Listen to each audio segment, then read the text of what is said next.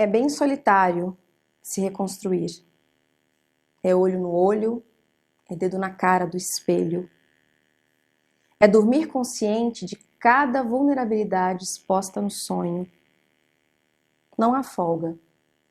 Não há como despedir-se de si, mandar passar outra hora, visualizar e não responder. Tudo o que é adiado pesa imediato no ar de respiro. Reconstruir-se é tempo de urgências analisadas com calma, digeridas com mastigação atenta e fôlego de quem leva um tiro.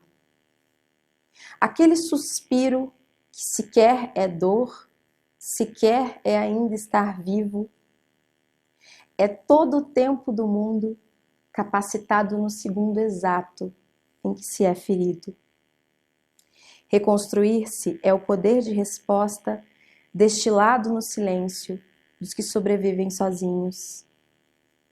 É a cumplicidade solitária da própria liberdade, exercida à exaustão de seus motivos. E quer saber? Eu tenho conseguido.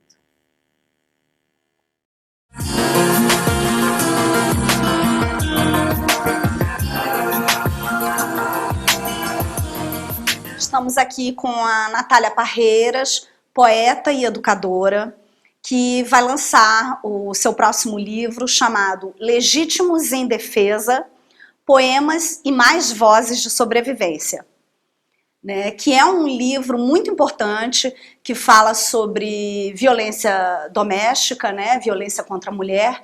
E eu já conheço o trabalho da Natália. Ela é uma pessoa maravilhosa, super inteligente, uma mulher realmente assim que faz total diferença para a nossa cultura. E é uma honra ter você aqui com a gente, Imagina. Natália. Uma né? honra receber esse convite e essa coragem, né, de abordar esse assunto, que é, digamos assim, no mínimo bastante indigesto para a grande maioria. Com certeza. Eu te achei muito corajosa pela tua iniciativa, né? E queria que você nos contasse mais como que foi o processo de elaboração desse trabalho, né? Como que foi o mergulho, né? Esse mergulho tão sincero, né? Na ideia de fazer o livro. Isso. Olha, indiretamente esse livro surgiu das minhas sessões de terapia. Porque eu sempre levava a cada sessão e continuo levando um caso que eu via na mídia. Parecia que a cada caso de uma mulher que vivia, ou sobrevivia ou não, à violência, eu revivia o meu luto, eu revivia um sentimento que de certa forma eu já havia elaborado, entendido e superado. Então eu comecei a ver que passados 2 anos, mais de 2 anos, eu ainda estava muito reticente no que diz respeito a ter uma vida de ritmo normal. Que ainda eu carregava muitas, digamos assim... Muitos traumas. E assim, o trauma, às vezes a gente minimiza, né? Mas assim, o pior trauma é aquele que assim, você nem se dá conta. Ele tá lá, você vai inventar uma desculpa para não fazer aquilo que você precisa fazer. E você não vai enxergar o que realmente tá te bloqueando de levar adiante qualquer coisa que seja. Então, meio que veio dessa minha necessidade orgânica, visceral, de esgotar em mim essa dor. De vomitar de esgotar em mim essa dor e assim, com a consciência, dor, né? Por isso que são mais vozes de sobrevivência, não é um problema meu.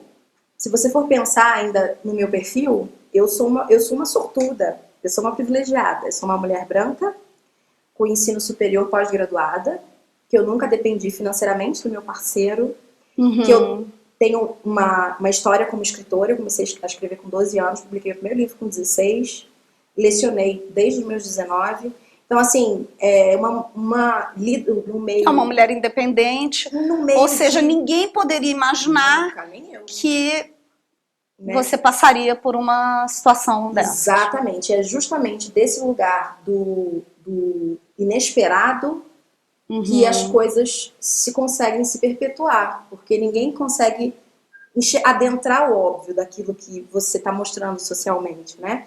Então, só para te responder bem concisamente, a ideia do livro não foi uma ideia, foi uma necessidade de alguma maneira, quebrar essa, digamos, essa compulsão social de varrer essa sujeira para debaixo do tapete e, assim, agir como se não adianta nem você demonizar quem agride, certo?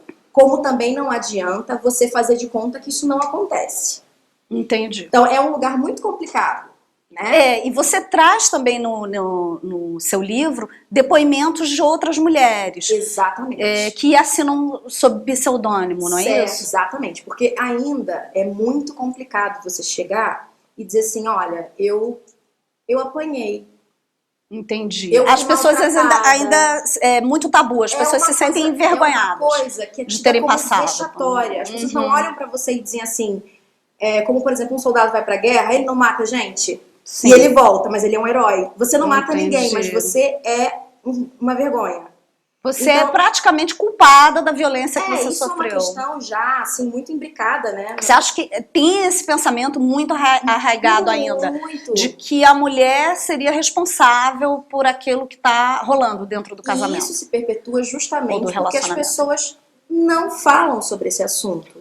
As pessoas acham que, assim, é feio para uma mulher vir a público e falar sobre isso, porque elas não sabem o quanto tem mulheres que não têm essa possibilidade que eu estou tendo.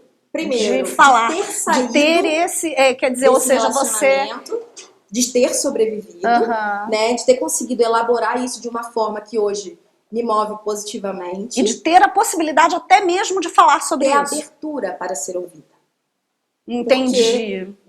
Mas você lutou bravamente por essa abertura, porque eu sei que tinham pessoas, enfim, tem grupos sociais que não querem que você fale, não tem interesse e procuram até abafar e minimizar a história. Exatamente. E tal. Como que é isso, assim? Olha, como que você conquistou esse lugar de fala, né? Esse eu lugar? Acho que esse lugar, quando eu desloquei ele de mim, e comecei a pensar em todas as mulheres que passam por isso e que não tem nem a estrutura familiar que eu tenho, ou a sua família te apoiou? Me apoiou quando soube, porque na verdade eles não souberam durante muito tempo. Entendi. Eu não tinha coragem de contar, né? E isso é uma coisa também importante depois de a gente falar. Então eles só souberam depois que eu já estava separada. Eles não souberam, já não estava mais com a pessoa. Quer dizer, você passou por todo esse processo sozinha. E todas as vezes que eu tentei falar com alguém, eu era já desacreditada, porque o meu parceiro, ele já, quando ele viu que eu estava querendo sair do relacionamento, ele começava a dizer que eu estava com problemas psicológicos. Entendi. Que eu estava instável. Então, eu já estava descredibilizada previamente. Nossa. E isso, você veja, eram amigos meus que eu tinha mais de 10 anos, as pessoas ainda assim acreditavam nele. E o fato de você ser uma mulher forte também te desacreditava de uma certa maneira, olha porque meu cabelo, as pessoas, né? Sim, porque as pessoas esperam que seja uma vítima, uma pessoa que não vá ter qualquer condição de se defender. Eu acho que uma coisa que eu vou até falar agora, porque eu acho assim fundamental de ser dita aqui, é que assim, quando a gente sofre agressão, e essa agressão ela começa, na maioria das vezes, de maneira muito gradual. Ela vai começar primeiro com uma resposta mais áspera, não é aquela resposta normal que você tem do seu dia que você não tá bem com o seu parceiro. É uma resposta que ela é excessiva, e você sabe que é excessiva. Você Entendi. Sente. Disso vai evoluir para uma porta batendo com força. Entendi. Disso vai evoluir para uma cena na frente das pessoas. Talvez uma cena de ciúme. Sim, primeiro isso. Daí pode evoluir para um objeto sendo tirado na sua direção, um copo de água na sua cara. E aí ele vai testando os seus limites. E você, né, no meu caso, tendo em vista a minha criação, né, sou de meu pai é mineiro, eu sou gaúcha, minha mãe é gaúcha, mas eu fui criada numa família muito tradicional. Então, assim, a gente sempre... Eu tive aquela criação... Você tentava abafar isso socialmente? Eu não acho que era abafar socialmente, eu tentava entender isso do viés do trauma dele, que me relatava ter passado por situações na infância, de ter presenciado a agressão dentro da família dele, que depois parou. Então ele reproduzia ele dizia reproduzir, né? Tá. Mas assim, é muito bom também, muito importante a gente estabelecer uma diferença. E você acha que a mulher tem essa coisa, esse instinto maternal de acolher, quer dizer, um homem que passou... Esse instinto, eu acho que nós somos docilizadas e condicionadas a fazer isso. Entendi. E eu acho que isso é lindo na gente, mas eu não vejo por que os homens não possam ter a mesma coisa. Né? Você sabe que aquele romance, Os 50 Tons de Cinza, fala exatamente isso, né? Justifica até com o trauma, né, do personagem principal e tal, sim, né? Sim, de um abuso familiar, né? Mas assim, ali ainda a abordagem que se dá, ela tudo. Sabe qual é a grande diferença? Ela assina um contrato no começo. Entendi. Quando eu assinei o meu contrato, isso não estava previsto. Entendi. Algumas cláusulas no meu contrato estava previsto o que está previsto nos relacionamentos tradicionais. Então, independente da gente... Não estou entrando aqui no mérito da relação dos personagens do filme ou do livro, mas assim, no meu caso, eu firmei esse contrato sob outras condições. Entendi. E é isso que inscreve essa relação dentro do abuso. Né? Entendi. Então, assim, e as pessoas falam muito também da aparência, né, do abusador, quer dizer, fazem aquela visão, aquele tipo maniqueísta e tal, mas nem sempre é assim, quer dizer, às vezes a pessoa tem um rosto até angelical e não passa, como você está dizendo, quer dizer, ela não deixa claro essa agressividade. Olha, uma coisa bem importante para a gente diferenciar uma pessoa que pode ter problemas de conter a raiva, ou de, não que isso justifique a agressão, deixando isso muito claro, nenhum tipo de agressão, tá, gente? Desde a agressão de te botar para baixo, quebrar seus pertences, te proibir de fazer as coisas, vigiar os seus aparelhos, isso tudo não é admissível, independente da personalidade que essa pessoa tenha. Mas assim, é bom fazer uma diferenciação, porque assim, quando a pessoa, pelo menos, admite o que ela faz, a gente ainda pode dizer que ali tem um indivíduo que eles conseguem se responsabilizar. Se você se relaciona com alguém que tem esse tipo de comportamento com você e ele não assume o que faz, né, o que está acontecendo, e ainda te culpabiliza, você não só está correndo risco, como você está correndo muito risco. Porque é o tipo de pessoa que, por algum motivo que não cabe a você, vítima ou sobrevivente, julgar, ele não tem, como diz o Galeano, uma coisinha pequenininha ali dentro da cabeça chamada consciência. Quer dizer, é um psicopata. Eu não sou uma especialista para afirmar, mas eu acho que dentro do conhecimento geral seria uma palavra que se adequaria, sim. E existe, a gente tem assim, né, são vários fatores. Eu não quero aqui levantar de maneira alguma que a violência ela é apenas uma aparição, né? Tipo o Gasparzinho, oi, sou violento. Não, ela tem um histórico, ela é uma coisa que ela é altamente ela vai num crescendo.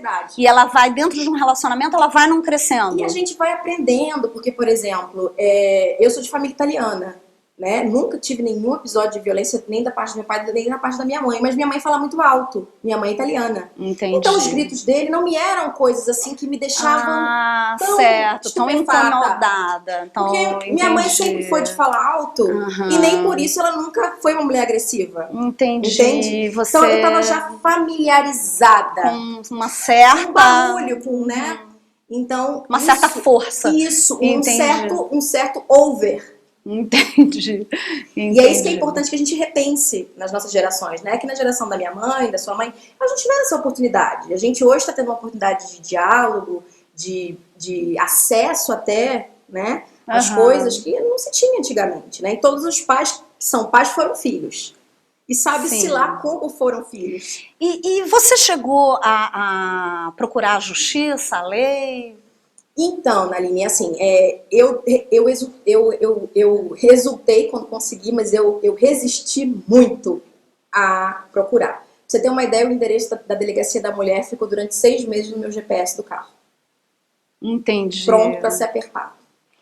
E por que você demorou tanto? Assim, você pensava nas consequências, achava que as pessoas não iam te apoiar? Primeiro, eu temia pela minha vida. Você, quando está dentro da situação de abuso, as pessoas não conseguem entender isso. Você não é que você queira ficar com a pessoa, É porque quando chega nesse nível que eu já tinha tentado pedir pra Não era mais uma terminar questão o de estar relacionamento. apaixonada, não era já mais uma tinha- questão. Já tinha passado disso. Quando você tá percebendo que a coisa não tá indo, mesmo que você vá com algum tato, né? Uhum. Por exemplo, como eu cheguei, vamos ver, de repente você tá precisando de um tempo pra... E aí vinha a... Você chegou a procurar, Lógico. tentar, que ele Sim. tentasse um apoio psicológico? alguma coisa? Isso antes, porque Sim. depois de determinado ponto ele já domina de tal forma que você é coibida da sua fala. Entendi. Se você falar, você pode ter suas coisas quebradas. Se você falar, você pode ter Sofrer vexame na consequências. frente de... Você fica muda, né? Entendi. Depois me lembra de falar dessa questão de reagir, porque é muito importante a gente alertar as pessoas sobre isso, principalmente as mulheres. Então, como eu estava dizendo, o lance Da justiça, né? Uhum. eu primeiro de tudo, eu temia pela minha vida. Entendi. Isso é um medo real, porque assim, quando você é agredido por alguém que não é o seu pai, a sua mãe, minha mãe tirava aquele chinelo, né? Nem apanhar mesmo, eu não apanhei. Eu fui preparada pra muita coisa. Uhum. Pro meu parceiro ter uma outra pessoa, pra querer um relacionamento, pra qualquer coisa. Mas eu não fui preparada pra isso. Isso nunca foi uma temática, até porque é um tabu. Sim. E não duvido que tenha acontecido em outras gerações da minha família. Eu acho que todo mundo deve ter uma história... caso de violência e não na sabe. família. Porque todo mundo faz o quê? Abafa. Então, quando eu comecei a perceber que eu podia vencer esse pânico de viver... Porque primeiro você, quando está dentro daquela relação onde você é dominada, é uma relação, não é exatamente simbiótica, mas é como se você... Fosse cúmplice também. Dentro da psicanálise até poderia falar isso, mas eu vou dizer assim, digamos que quando você é agredido por alguém que não é o seu pai, a sua mãe, e você é adulto, e você não... Eu não convivo com essa realidade. Aquilo que eu falei dos privilégios que eu tenho, não é uma coisa que eu costumo ver, né? Agora eu consigo saber, porque procuro saber, mas se você não procurar saber, jamais saberá, né? Entendi. Então, eu percebi... Você não se via dentro de uma delegacia, é isso? Você imaginou que seria uma coisa muito dolorosa? Não, acho que não era nem isso, assim, eu tinha muito medo de sair daquele lugar de parceira. Entendi. E me tornar a vítima. E não há nada que a gente consiga superar se a gente não aceitar. Né? E aceitar quer dizer o quê? A condição que você está naquele momento. Né? Então, assim, a partir do momento que você é agredido a primeira vez, pode ser uma agressão até leve. Vamos botar entre muitas aspas, tá, gente? Muda uma coisa dentro de você. Entendi. Não é uma síndrome de Estocolmo, acontece alguma coisa no seu plano psíquico, que eu acho que ainda um dia teremos um esclarecimento científico para isso. Que você passa, é como na selva, sabe? Quando uma fera enfrenta a outra e a outra baixa a bola, baixa a guarda. É quase como se fosse isso, uma dominação. Só que a gente, olha, com todo respeito aos animais, nós somos seres humanos, né? Então isso não pode existir. Essa coisa de querer comparar relacionamento com o homem, domínio, isso aí, gente, pelo amor de Deus, é isso que dá esse tipo de pensamento. Mas no momento que você é agredida de uma maneira brutal, né? Muda uma chave. Eu digo porque eu nunca imaginei que eu fosse mesmo passar assim por isso. você teve coragem de ir. Não, mas eu cheguei a terminar o relacionamento no primeiro momento. Certo. Eu fiquei 20 dias, 15 dias terminada. E ele, obviamente, recorreu a todas as pessoas que ele podia para me convencer. Para que você o perdoasse. Isso. Desculpa não, ato falho. Com o argumento de que ia se tratar, de que só tinha acontecido porque ele havia ingerido álcool. Tá. E que ele teve uma vida muito dura. E que eu era a primeira coisa boa que acontecia na vida dele. Então ele não estava acostumado com isso. E a partir dessa, assim, esse perfil específico que eu falo, que não se responsabiliza e não consegue ter aquela coisinha chamada consciência, que o Galeano fala, essa parcela, tá? Não são todos os que agridem, que são assim, existe uma parcela. Esses, eles simplesmente, eles te estudam, eles sabem exatamente, eles são mestres da palavra, do convencimento, da manipulação. Porque foi assim que eles aprenderam a sobreviver, ao invés deles, por exemplo, lidarem com as questões deles, eles subverteram esse toma. que no caso é violência. Entendi. E há um ponto que já não importa mais para eles, não é visto mais como violência. E se você disser Entendi. que ele vai conseguir, porque um dos primeiros movimentos de um cara abusivo, ele vai se aproximar de você de tal forma a você contar tudo sobre você. Entendi. E aí quando ele souber... Então ele reuniu algumas provas, digamos assim. Não provas, ele reuniu histórias da sua histórias. vida. Ah, porque uma vez a minha família falou que eu era isso, era aquilo. E aí pegou ele vai pegando e tira esse aquilo, rótulo e joga em cima de joga você. na hora que precisa. Entendi. Mas você também, quer dizer, tinha provas também contra ele, no seguinte sentido, assim, Não, mas assim... fotos ou coisas que você pudesse apresentar, você chegou a ter contar com testemunho de alguém? Então, na verdade, entendeu? nesse momento em que eu decidi que eu tinha que dar queixa, foi um momento bem emblemático, assim, porque foi um momento bem inesperado. Já estava aos quase 2 anos já querendo sair da relação, mas como eu falei, eu tinha primeiro temia pela minha vida, depois eu temi em contar pra minha família, porque eu tinha muito medo. Porque você sabia que isso seria um escândalo. Meu pai é cardíaco. Entendi. Né? Meu pai infartou 6 meses antes de eu conhecer esse meu parceiro. Né? Então, pra mim era assim, eu não quero dar esse desgosto, eu não quero que ele saiba que eu passei por isso. Não era, nesse ponto não era vergonha. Nesse ponto já, quando eu tava próxima a prestar queixa, já era assim, quero poupar meu pai, quero poupar minha mãe, eu não quero que eles tenham isso com eles. Quando a gente vai ficando mais velho, mais maduro, a gente meio que inverte, né? Os papéis. Vai tentando proteger. Isso. E aí, foi um episódio bem emblemático, eu já tava tentando me sair da relação e ele ficou desempregado. E aí eu pensei, se eu sair da relação agora, eu vou ser a FDP, isso mesmo, que largou o cara na pior. Então, porque eu já conhecia ele, como ele reagia, nesse meio tempo eu também virei uma boa observadora da situação, né? E talvez graças ao que eu faço, que é escrever. Para você fazer poesia, você tem que observar, né? Até tem uma frase que diz assim, quantos guarda-chuvas você já perdeu na vida? Guarda-chuva eu não sei, gente, mas celular, coisas, eu já perdi milhares. Aí fala, quanto mais você perdeu de coisas, é mais sinal de que você é poeta, porque a poesia é justamente a arte de você focar nas pessoas e esquecer das coisas. Então, isso sempre foi uma coisa muito intuitiva na minha vida, sempre fui muito assim. Mas quando você tá ali com medo de perder a sua vida, isso se torna, quase que você vira uma fera na mata, com todos os seus instintos super atiçados, super sensíveis, entendeu? E aí eu resolvi esperar ele arrumar um outro emprego. Nesse meio tempo, ele foi para uma entrevista e eu chamei eu fazia tudo em casa, né?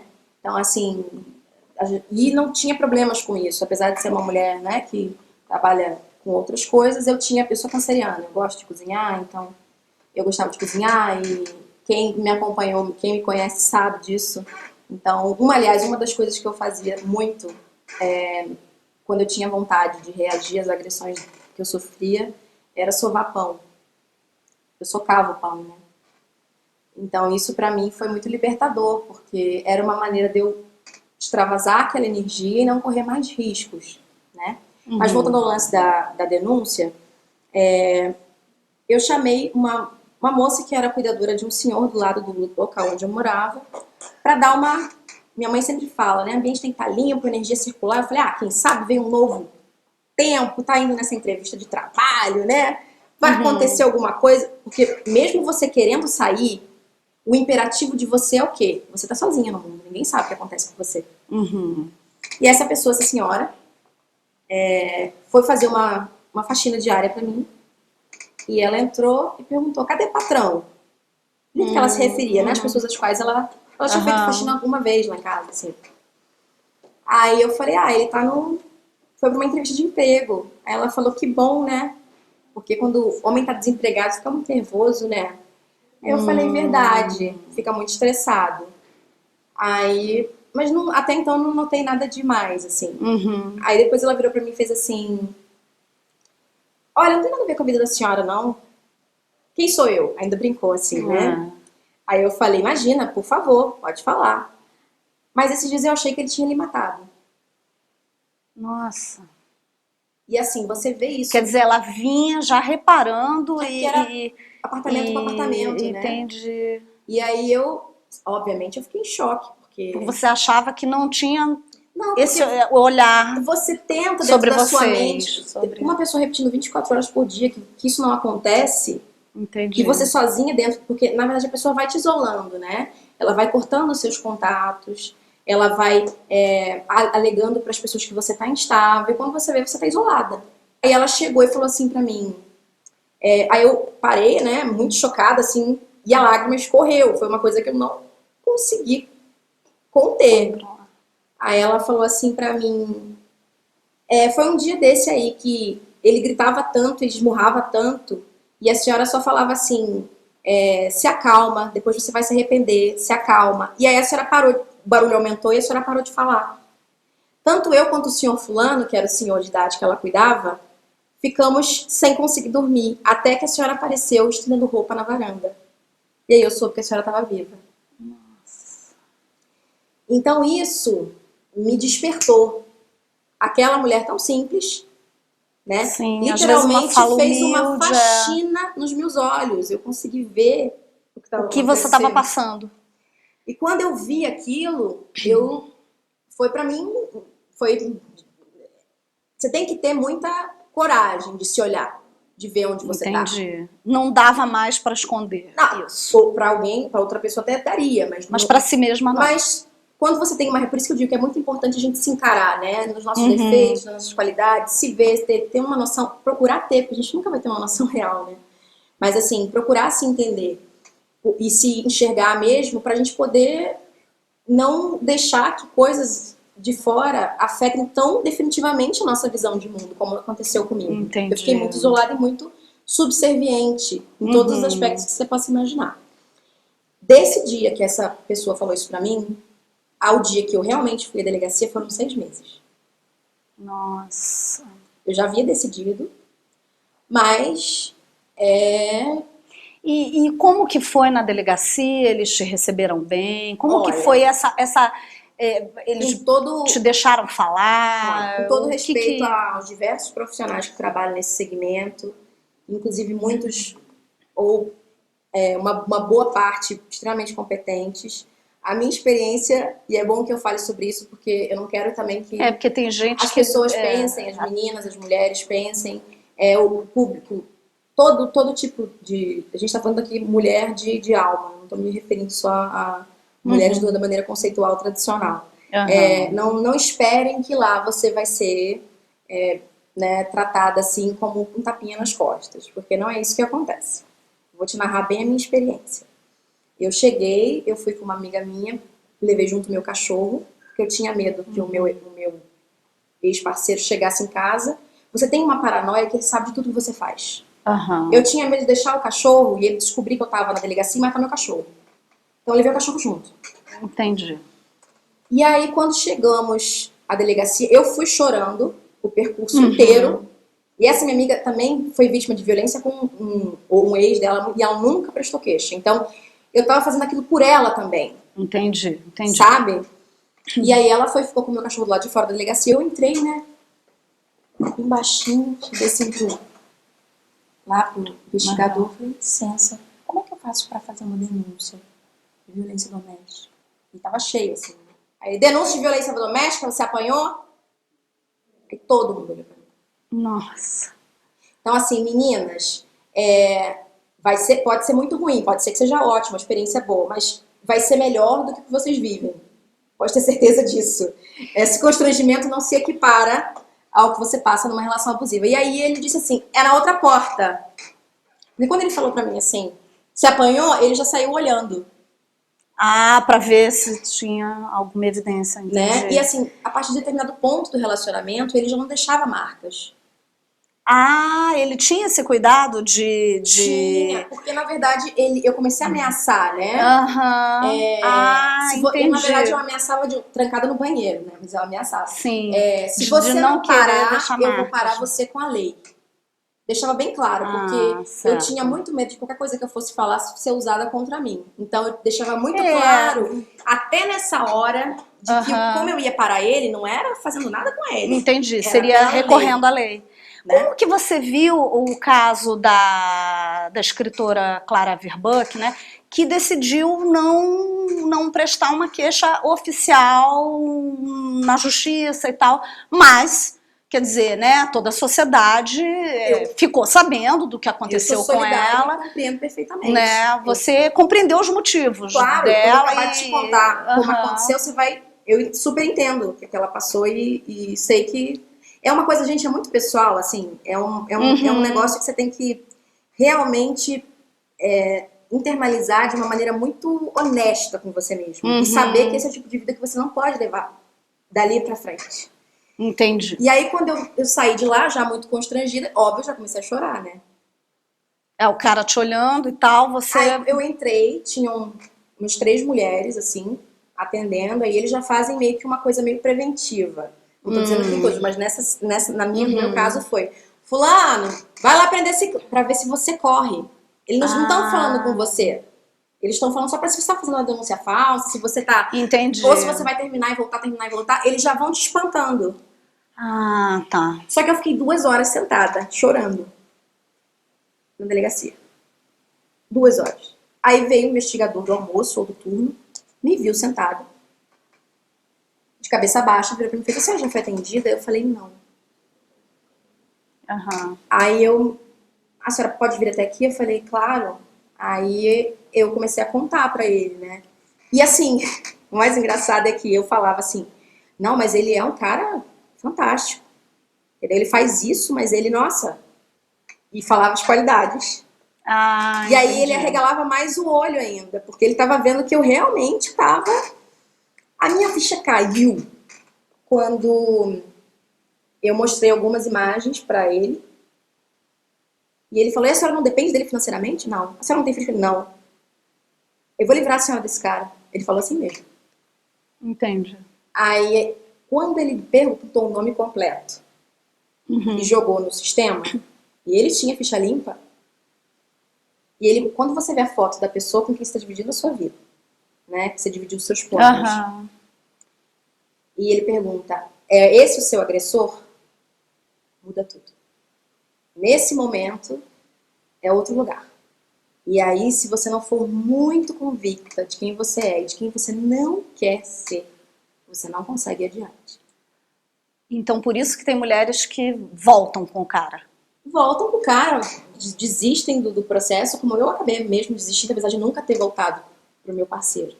E aí, quando ele mostrou aquela foto, assim, meu mundo, né, porque tudo aquilo que você construiu, né, em muitos anos, aquilo tudo, você tá botando um fim.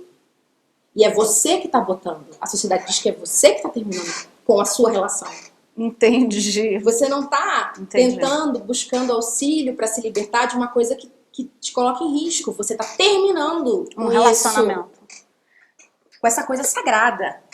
Que seria uma história de amor. É, uma história de amor, um compromisso, né? Celebrado perante qualquer instituição que seja. E aí, só que entre a minha denúncia e sair a minha medida protetiva, foram 15 dias tendo que dormir do lado dele. Então, a partir desse momento em que eu estava na delegacia, foram me dadas algumas opções. Uma opção seria eu pedir para ele se retirar, na verdade, ia sair uma ordem, né, para ele se retirar do imóvel em, acho que 48 horas, só com os pertences mais básicos. A outra seria eu ir para um abrigo, né, junto, só que eu tenho um cachorro. Entendi. E como minha família não estava a par do que estava acontecendo em termos de agressão, né, em termos da gravidade do que estava acontecendo, eu, na verdade, moro no Rio de Janeiro, minha família morava a 3.000 quilômetros. Então ele tinha o domínio total de tudo, né? E aí eu pensei: qual é a forma que eu posso garantir que ele...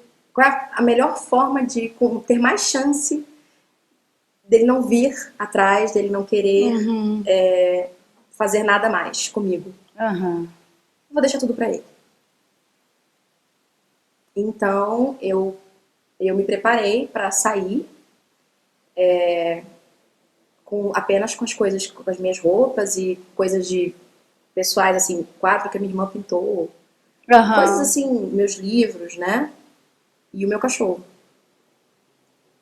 E aí, nesse meio tempo, veio uma pressão familiar muito grande, Uhum. porque eles achavam que eu tinha dado queixa dele por conta das agressões verbais, que Verbais. lembrando, são às vezes até mais nocivas do que as físicas, porque elas ressoam, né? A gente não tem um tempo não afetam por um determinado tempo, né? Uhum. Então, assim, as pessoas me... Ah, Mas ele você me... disse que ele também, que as agressões físicas nem sempre eram evidentes porque ele dava um jeito de Sim, isso camuflar vai depender e de muito. bater em áreas que não fossem visíveis, Quanto assim, mais né? esclarecido e quanto melhor for o posicionamento dele social, ele vai sofisticar as formas de agressão. Por quê? Hum. Ele já sabe o que pode acontecer. Então, no meu caso, ele mudou, o modus operandi dele mudou. Passou a ser, por exemplo, me acordar a 2 centímetros do meu rosto gritando, cuspir no meu rosto, me puxar pelo pé até eu bater a cabeça no chão, deitada dormindo da cama, né? Aí você pergunta, tinha motivo? Não. Se tivesse motivo, eu não estava viva, né? O motivo Uhum. era... E seu círculo de amigos, pessoas, suas amigas, ninguém ofereceu a casa para Não, você na verdade eu não abria pra ninguém ficar? nessa altura. Nessa altura, eu tinha medo que alguém falasse pra ele. Ah, entendi. Era quase que um plano, tipo assim, top secret, era uma coisa assim, muito... Nossa, Nesse meio entendi. tempo veio essa pressão da minha família, mas ele só tá falando coisas, tira o Ah, processo. Eu fui um sábado de manhã, enquanto ele dormia, sua família chegou a te pressionar sim, parte da minha família. por não entender a gravidade da coisa. Exatamente. Eu fui à delegacia, mesmo que eu tinha ido a princípio, muito cedo, 7 horas da manhã, e quando eu fui tentar retirar o processo, eu fui literalmente esculhambada. Lembrando, gente, que não é assim em todas as delegacias, não são todos que fazem isso e que elas também têm um know-how de como levar as coisas. Dentro disso, eu não estou aqui para entrar nesse mérito. Estou falando para que vocês saibam que vocês podem encontrar nesse processo. Aí eu mostrei uma foto minha com meu pai e falei para ela, para a mulher que me atendeu, que era por ele que eu estava tirando. Porque uma pessoa da minha família tinha me dito que eu ia matar meu pai. Você vai matar seu pai desse jeito, com essa preocupação. E aí eu tirei. No entanto, o caso era tão denso, Quer dizer, muito complexo isso, né? muito, não, Nossa. o caso, no entanto, como já tinha o rapaz que me atendeu, o inspetor que me atendeu, ele já tinha, ele na mesma hora, por acaso, a amiga que estava com o meu cachorro, ela tinha presenciado um dos momentos de agressão dele. Então ele já me separou dela, ela estava lá fora com o cachorro, eu peguei o cachorro e ele já tomou o depoimento dela na hora. Ah, E ele já certo. bateu, ele já foi ver se batia as coisas, entendeu? Ele já viu ali o que era o Ah, negócio. certo. Então, quando eu retirei, não consegui evitar, isso foi num sábado, na segunda-feira apareceu um oficial de justiça na minha porta, uma oficial mulher, Uhum. e eu levei um susto, estava sovando pão, inclusive. E ela, quando eu fui avisada pela portaria, eu levei um susto, porque pra mim aquilo tinha acabado. Eu cheguei e até senti um alívio. Eu tenho minha história de volta. Você se ilude. E aí Entendi. ela subiu e disse assim, olha... Mas você estava pretendendo dar continuidade ao Não, ela já relacionamento? tinha Não. chegado à Defensoria Pública, eles queriam explicações. Por que Ah, eu certo. retirei? Claro. E aí, quando ela entrou, me viu com um pano na cabeça, né? Tipo assim, Certo. tinha fotos minhas com o parceiro por ali. Aham. Aí ela olhou pra mim e fez assim, olha, dona Natália, eu vim aqui pra, né? A senhora tem que prestar esclarecimento da Defensoria Pública do Rio de Janeiro e Uhum. tal. Aí, a senhora andou reportando alguma coisa que não aconteceu? Aí eu comecei a chorar, né? Aí ela falou É. assim que ela viu a foto dessa pessoa e disse assim, eu sou crente, sabe, minha filha? Eu não sou a favor de acabar relações Uhum. desse tipo. Mas vou dizer pra você, não tô sentindo uma coisa boa daí não. Não leve isso adiante. veja, a pessoa que veja como as coisas vêm às vezes, os recados vêm, a gente tem que ser muito sensível, muito humilde pra gente conseguir captar. E aí ela disse assim, como eu tô te entregando essa intimação, você vai ter que ir à Defensoria Pública. E aí Se eu explicar, estive explicar. na Defensoria Pública quando as pessoas tiveram acesso ao meu material, ao que eu tinha acumulado ao longo dos anos, né, mensagem de texto, imagens, enfim. Elas disseram, eu não vou deixar você tirar porque ele vai te matar. Nossa. E aí continuou. E nesse meio tempo eu fui tentando organizar com a minha família uma saída, né? Entendi. Sob o pretexto de que Uma ele tava saída muito... do Rio de Janeiro. Não, Uma saída... do lar, né? Aham. Do lar conjunto, do lado do Aham. casal. E aí, num belo dia, eu peguei as minhas coisas, coloquei dentro do carro E sumiu. e saí fugida mesmo. Uhum. Deixei uma carta dizendo, enfim, que eu não me arrependi de ter feito o que eu fiz, no sentido de ter me relacionado, mas que eu achava que existiam questões ali que ele precisava trabalhar e que eu ia deixar o depósito de 3 meses de aluguel para ele, eu ia deixar tudo que estava ali, né, a casa toda, tudo, mas que ele não Para que ele não te procurasse procurasse. mais. Aham. E aí ele só veio me procurar, ele me procurou, ele tentou até o dia que ele foi intimado. O dia que ele foi intimado, ele começou a dizer para as pessoas que, enfim, mil coisas, e aí eu não aguentei a pressão. Só ninguém na minha família sabendo, eu sozinha no Rio de Janeiro. Uhum. Ele achando que eu tava em outra cidade, tava escondida literalmente. Sabe aquela coisa que você vai dormir e tranca 3 vezes a porta, ainda passa a corrente e ainda tem medo? Era isso. Eu não botava o pé pra fora do apartamento, exatamente isso. Nossa. E aí, dentro dessa história toda, eu acabei cedendo à pressão das pessoas e vi que se eu não fosse embora dali, da cidade do Rio naquela época, ou eu ia acabar vivendo alguma situação de perigo, ou eu ia acabar voltando pra ele. É, claro. Porque Entendi. quando você começa a ficar longe da pessoa, a privação, é que nem com a droga, né? Uhum. Você só sente falta do que você acha que é bom. Das possibilidades Não, que poderiam e assim, ter. eu gosto de cuidar, então, né, de esperar alguém. Entendi. E se você não lutar contra isso, dizer, não, isso não é alguém, essa não é uma opção, e dizer pra você isso cotidianamente, você volta. E as pessoas queriam que você voltasse. Eu acho que todo mundo achava que eu ia voltar. Eu sabia que não. Porque as pessoas achavam que não era tão grave assim, que não... Olha, Aline, eu acho assim que até eu achava que eu ia voltar. Assim, eu achava que ele ia se arrepender, no fundo. Sabe? Entendi. Que ele ia pedir perdão, que ele ia se tratar. Essa coisa do perdoar, por exemplo, eu acho assim, a gente está falando muito de revolta, de uma fala até equilibrada, eu acho a sua fala muito, muito lúcida. O que você acha disso? Quer dizer, que existe então essa pressão social para que a mulher perdoe, para que releve algumas coisas, como você falou, falas mais agressivas ou atitudes mais contundentes. O que você acha também, quer dizer, vou emendar numa outra pergunta, desse movimento levantado pela Rose McGowan, que às vezes é desacreditado justamente pela fala de revolta, Sim. né? Não tem que existir uma fala revoltada para que as pessoas acordem, porque, meu Deus, se você passa por uma situação terrível, é natural que a tua fala, né, imediatamente não seja uma fala super bem construída, seja uma fala fragmentada e desesperada. Eu acredito o seguinte, que desde né, já tem quase 2 anos, eu acho que eu fui estando em vários lugares dentro dessa história, né? Uhum. Nesse percurso, né, nesses 2 anos, eu acho que tanto emocionalmente quanto eu fui transitando por vários lugares dentro dessa história. A revolta, sem dúvida, foi um dos lugares. Mas a revolta, ela é um lugar importantíssimo para a elaboração, né? Para o sujeito em si se localizar, mas a revolta, ela não consegue falar de maneira elucidatória muitas vezes. Entendi. Você diz pra massa mesmo, para as Não, pessoas, pra- ou para si mesma Pra também. quem não tenha qualquer empatia com você, ou que não tenha Entendi. vivido uma situação.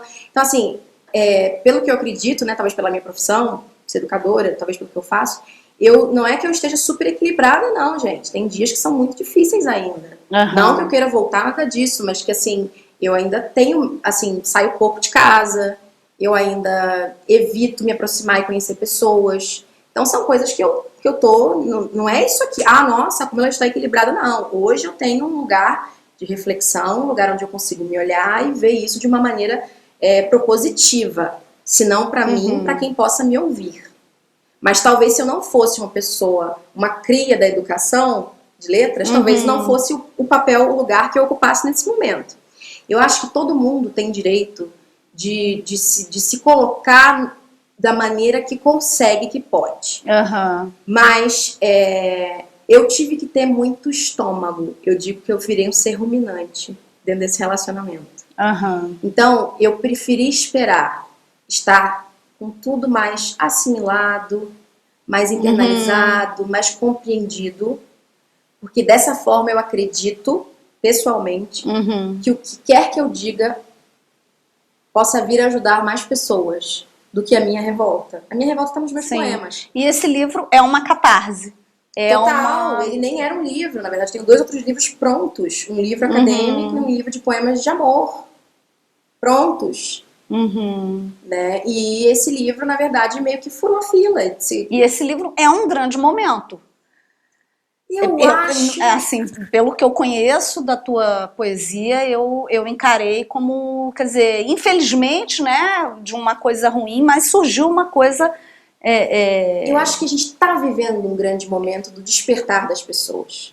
Porque, assim, a violência, ela não tá só ali no um cara livro de que... superação, né? Sim, Nossa, existem tantas. Você vê quantas facilidades eu tive que muitas mulheres não têm. E mesmo assim foi difícil, muito difícil. Aquela palavra mesmo que vocês sabem que eu ia falar, entendeu? Você imagina com uma pessoa que vive num contexto completamente diferente do meu, com muito mais desafios diários. Né? Então, assim, a violência, ela não só vai aparecer dentro de casa, na forma da agressão ao filho, à mulher. A gente tem, vou dar um exemplo agora, a gente está em época de Copa do Mundo, né? Então você vê, uma coisa que acontecia muito comigo, aquela coisa, você já viu quando o juiz marca um pênalti ou uma falta, qualquer coisa, um impedimento mesmo, e os caras vêm peitando o juiz 3-4 para cima do juiz? Gente, isso é extremamente agressivo, né? Só que a gente normatizou isso na sociedade. O juiz, ele não pune os caras, porque eles botam a mão pra trás, o que é muito covarde, né? Então a gente entende... Não assumindo a intimidação. A gente entende que se eu não encostar a mão em você, se eu só te intimidar e fizer você isso não é entrar uma em pânico, agressão. isso não é agressão. E a gente tá lá, a criança tá assistindo o jogo de futebol, todo mundo tá assistindo, e a gente tem que... Sim, e por que eu quero te perguntar isso, então? E por que fica uma massa de pessoas falando que simplesmente crimes e atitudes intimidatórias e violentas devem ser simplesmente perdoadas, entendeu? E não, quer dizer, analisadas como elas devem, com a relevância e importância que elas têm, entendeu? Porque eu acho assim que esse espaço do perdão é um espaço quando você já está realmente...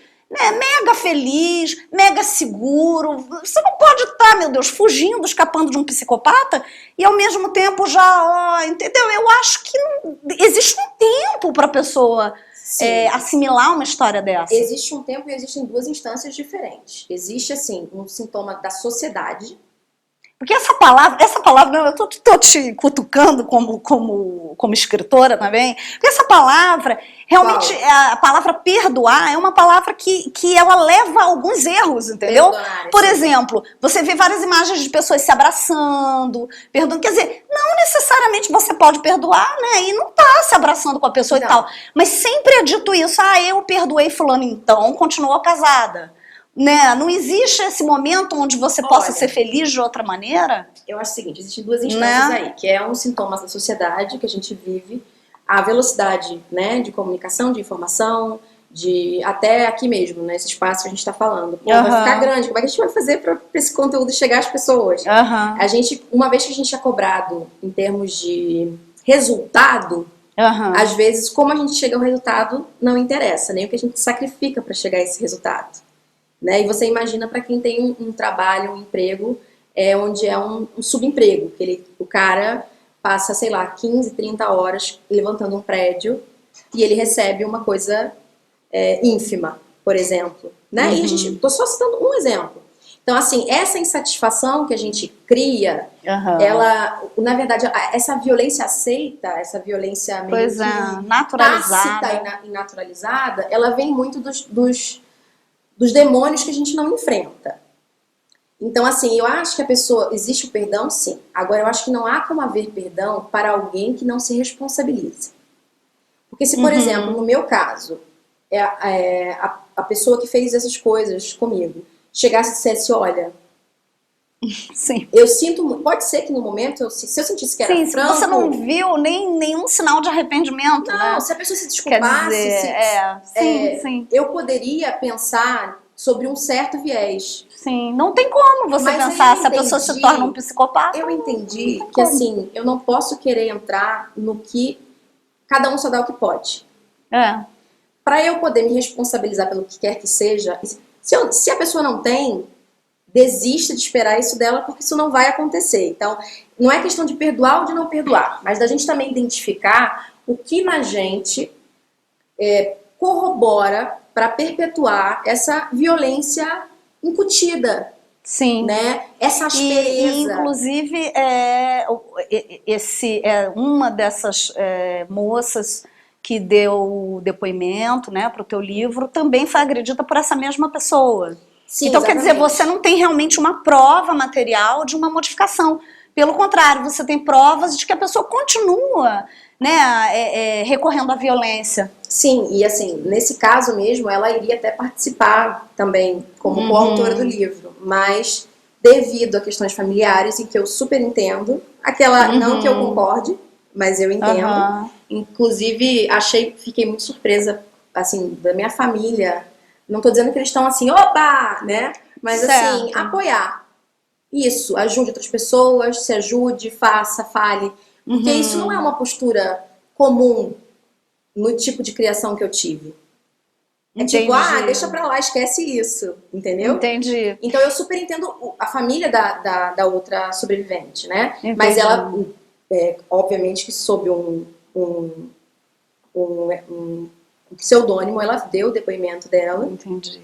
E vai estar presente no livro junto a outros. E lembrando que ainda assim é muito difícil conseguir esses depoimentos, ainda que sob sigilo de identidade. Nossa. As pessoas não querem reviver, as pessoas não querem...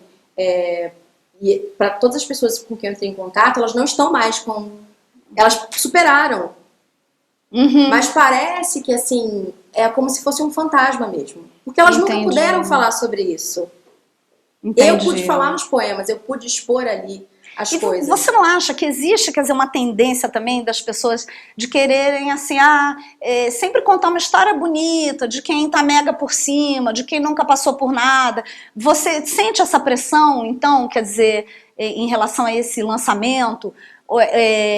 Eu sinto assim, na verdade existem dois polos hoje, né? Também tem essa parada de estar sempre bem e também de estar sempre mal, né? De se vitimizar. Porque as pessoas se vitimizam, mas não se responsabilizam. E isso é uma coisa que eu quero deixar bem claro no livro, e que todas as mulheres que ali se comprometem a falar também deixam. Todos nós que nos envolvemos em situações, nós temos as nossas responsabilidades. Não pense que eu estava, nessa época, uma pessoa zen, maravilhosa. Não. Depois de 2 anos em diante, eu já estava com uma noção da situação que me fazia saber que se eu tivesse qualquer atitude, ia ser prejudicial para mim. Mas nos primeiros episódios, quando ele saía, eu jogava os livros da prateleira no chão, eu rasgava a foto, eu quebrava porta-retrato. Só que aí ele documentava e mostrava para as pessoas, dizendo que eu era desequilibrada. Então eu disse, eu não posso fazer mais nada. Entendi, não dá. Entendeu? Então assim, passei por vários momentos e tive brigas e discussões. Que poderiam ter piorado mais ainda. Momentos que você entra em lugares que não são seus, porque você está sendo submetido a uma pressão e a uma violência e a uma exposição coercitiva o tempo todo que vai te modificando. Entendi. Então, não, ela era zen, muito legal. Não, eu tive momentos que eu não me orgulho de ter sido quem eu fui, no sentido de até de ciúme, de coisas assim, entendeu? Mas nada comparado. Uma coisa é você ligar e dizer quem é fulana, outra coisa é você... E agora também Deixa eu assim... finalizar. Outra coisa é você dizer assim, olha, eu acho que a gente precisa dar um tempo. Eu vou descobrir com quem que você tá saindo sua...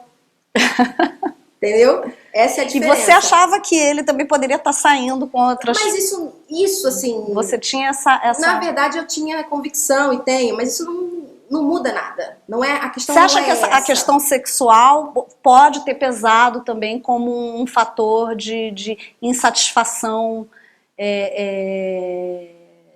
da parte dele, de repente até querendo demonstrar algum tipo de virilidade, eu acho que o sexo, ele tem algum muito a tipo ver com... Obviamente, eu falo, né, o homem tem a ver com o poder.